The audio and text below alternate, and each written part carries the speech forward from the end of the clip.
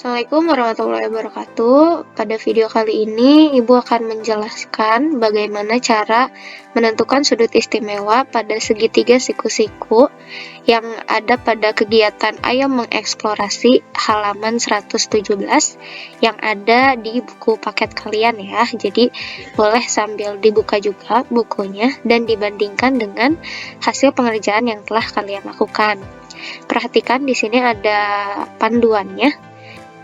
Bagaimana menentukan perbandingan trigonometri sudut 30 derajat dan 60 derajat, kemudian perbandingan trigonometri 45 derajat. Sekarang kita coba dulu panduan yang pertama ya. Gambar segitiga sama sisi dengan panjang setiap sisinya 2 satuan. Kita gambar terlebih dahulu, ini asumsikan bahwa segitiganya itu segitiga sama sisi ya. Dengan masing-masing sisinya itu adalah sama panjang, yaitu 2 satuan. Ingat, besar sudut pada segitiga itu adalah 180 derajat, maka ketika ada sisi-sisi yang bersesuaian yang sama, maka sudutnya pun sama besar. Artinya 180 derajat dibagi 3, yaitu masing-masing sudut adalah 60 derajat, 60 derajat, dan 60 derajat. Seperti itu. Kemudian belah segitiga tersebut menjadi 2 bagian. Artinya kita belah seperti ini ya. Tarik garis seperti itu. Perhatikan, setelah dibelah maka ini membentuk sebuah segitiga baru di mana sudutnya ini 60 derajat.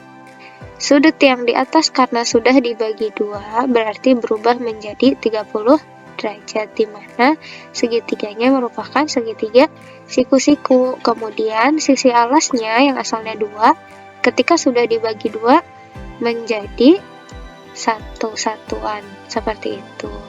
Kemudian cari panjang sisi yang belum diketahui menggunakan teori Pythagoras.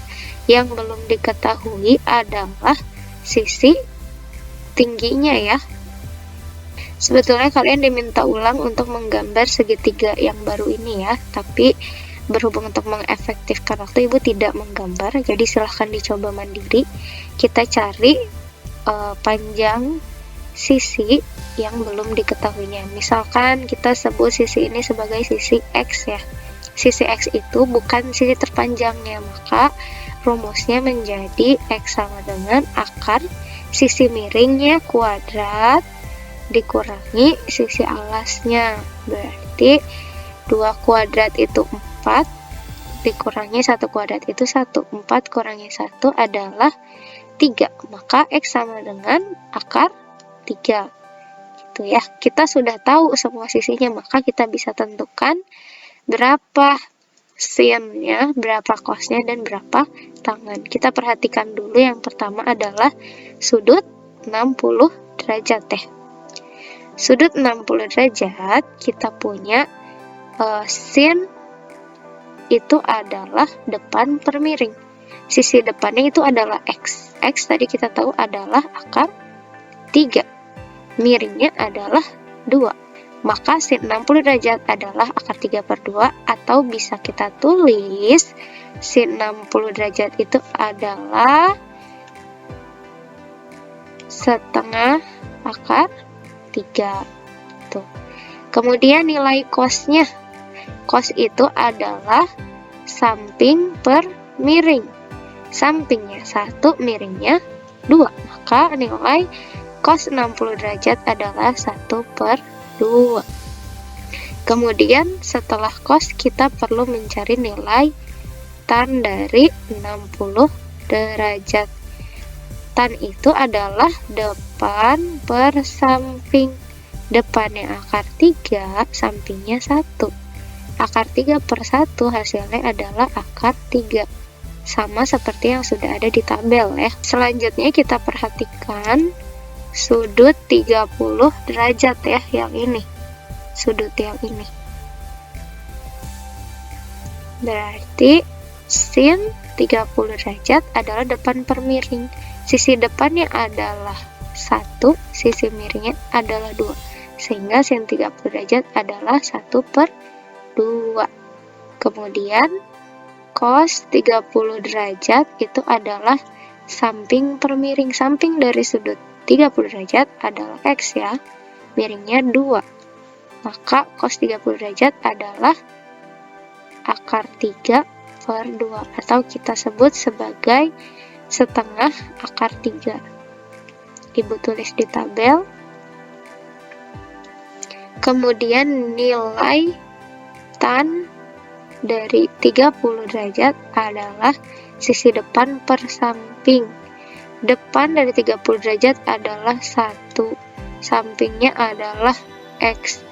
Maka ini menjadi 1 per akar 3. Ingat, karena bentuknya tidak rasional, maka perlu kita rasionalkan dengan mengalihkan akar 3 per akar 3.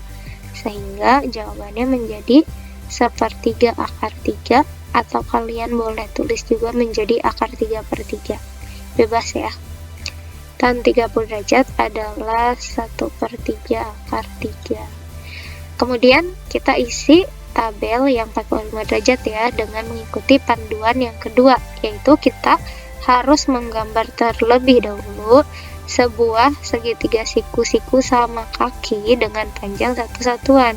Anggaplah ini sebagai segitiga siku-siku sama kaki ya, dimana kalau sama kaki, sisi yang menjadi kakinya itu adalah sama panjang dan mengakibatkan sudutnya pun sama besar. Ingat, besar sudut segitiga itu kan 180 derajat ya. Maka sisanya setelah dikurangi 90 derajat adalah 90 derajat. Lalu kita bagi 2. Maka masing-masing sudut ini adalah 45 derajat. Yang ini pun 45 derajat ya, karena sama kaki tadi. Kemudian panjang sisinya adalah 1 satuan. Gitu. Cari panjang sisi miringnya menggunakan Pitagoras. Kita peroleh, misal kita sebut Y itu adalah akar dari 1 kuadrat ditambah 1 kuadrat. Berarti kita punya Y itu sama dengan 1 tambah 1.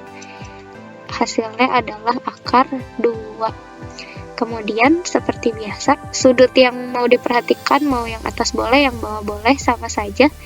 Kita cari dulu nilai sinnya ya. Sin 45 derajat itu adalah sisi depan per miring. Depan per miring, maka 1 per akar 2. Atau kita rasionalkan ini dikali dengan akar 2 per akar 2 menjadi 1/2 akar 2, atau akar 2 per 2 ya. Kita tulis 1/2 akar 2. Bagaimana dengan nilai cos? Cos 45 derajat itu adalah samping per miring. Sampingnya 1, miringnya juga Y, maka nilainya menjadi 1 per akar 2. Sama ya. Namun perlu kita rasionalkan, dikalikan dengan akar 2 per akar 2, sehingga hasilnya menjadi 1/2 akar 2. Kemudian yang terakhir kita cari nilai tannya itu adalah tan 45 derajat sisi depan per samping. Sisi depannya 1, sisi sampingnya 1. Maka nilainya menjadi 1/1. Hasilnya adalah 1. Tan 45 derajat hasilnya 1. Nah, biasanya selain sudut 30, 45 derajat, dan 60 derajat pada kuadrat 1, ada sudut lain yang menjadi sudut istimewa, yaitu yang pertama adalah sudut 0 derajat gitu ya. Ibu tuliskan di sampingnya. Dan ada sudut 90 derajat. Nih, kalau kalian perhatikan ya, nilai antara sin dan cos itu berkebalikan. Sin semakin ke besar sudutnya, semakin besar pula nilai trigonometrinya, nilai perbandingan trigonometrinya. Nah, Kalau kita perhatikan semakin besar sudut semakin kecil nilai perbandingan trigonometrinya, sehingga mengakibatkan nilai sin 0 derajat itu adalah 0, nilai cos 90 derajat itu 0, dan yang paling besar sin 90 derajat itu 1 dan cos 0 itu juga 1. Bagaimana dengan tan 0 derajat? Tan 0 derajat adalah 0. Dan tan 90 derajat adalah tak terdefinisi, atau ibu tulis TD ya.